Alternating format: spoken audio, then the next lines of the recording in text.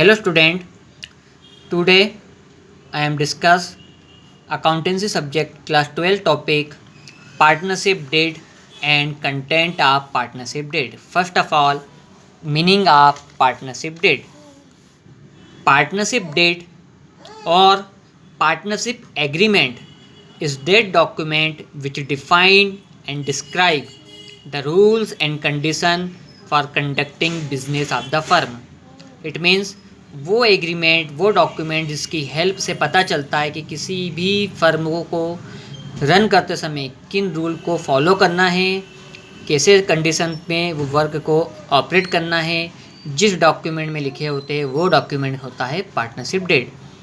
If no such agreement is prepared, अगर partnership deed prepare नहीं करते हैं, the provision of Indian partnership act 1932 shall apply. It means partnership deed is not compulsory, it is optional, and if any firm not prepare partnership deed, then he follow Indian Partnership Act 1932 rules. Now we discuss content of partnership deed. ऐसे तो बहुत से content हो सकते हैं partnership deed में, लेकिन यहाँ पर मैंने 5 लिखे. नंबर फर्स्ट है name and address of firm.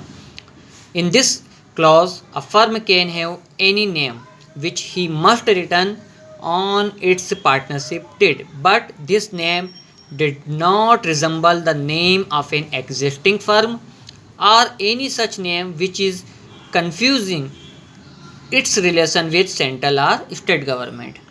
कोई ऐसा नाम नहीं रखना है जो ऑलरेडी किसी फर्म से रिलेटेड हो या उससे मिलता जुलता हो या किसी गवर्नमेंट के किसी इंस्टीट्यूशन से रिलेटेड लगता हो या मिलता जुलता हो. ऐसा कोई नाम नहीं रखना है, अदरवाइज़ वो कैसा भी नाम रख सकते हैं. साथ ही उसका एड्रेस भी लिखना है कि फर्म अपना जो ऑफिस होगा वो कहाँ पर होगा, किस स्टेट में होगा या किस सिटी में होगा. सेकंड है nature and area of business. The partnership deed must mention the area of operation and nature of business of the firm. यहाँ नेचर और एरिया आता है. एरिया में कि पर्टिकुलर जो फर्म होगी उसका एरिया ऑफ ऑपरेशन कहाँ होगा, किसी पर्टिकुलर सिटी में होगा, किसी स्टेट में होगा, किसी कंट्री में होगा या ऑल ओवर द वर्ल्ड होगा.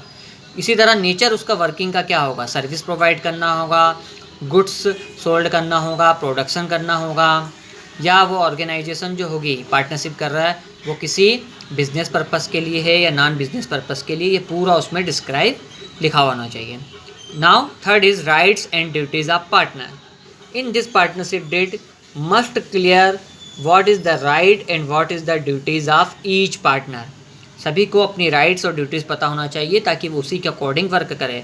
राइट्स में उसके शेयर, आप प्रॉफिट में शेयर का राइट्स हुआ, प्रॉपर्टी में राइट्स हो सकता है, या फर्म के बुक्स को देखने का राइट्स हो सकता है. जबकि ड्यूटीज़ में जो वो है फर्म उसके वर्क को परफॉर्म करते समय वहाँ पे ड्यूटी देने या टाइम देने का हो सकता है, या कैपिटल कितनी लगाना उससे रिलेटेड ड्यूटीज़ हो सकती है, अलग अलग ड्यूटीज़ हो सकती है. अब आते हैं कैपिटल पे.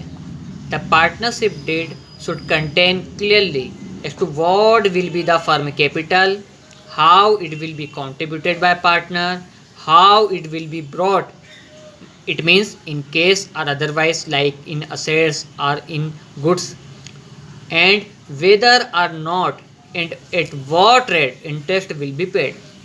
सभी आ गया. फर्म की कैपिटल कितनी होना चाहिए, फिर हर पार्टनर उस कैपिटल में से कितना अपना पार्ट लाएगा, वो जो पार्ट लाएगा कैपिटल में से वो केस में हो सकता है या किसी और अदरवाइज भी हो सकता है, गुड्स में हो सकता है, ये सब लिखा हुआ होना चाहिए. और जो कैपिटल है उस पर इंटरेस्ट मिलेगा या नहीं मिलेगा, और अगर मिलेगा तो उसका रेट कितना रहेगा. और लास्ट है लोन बाय पार्टनर.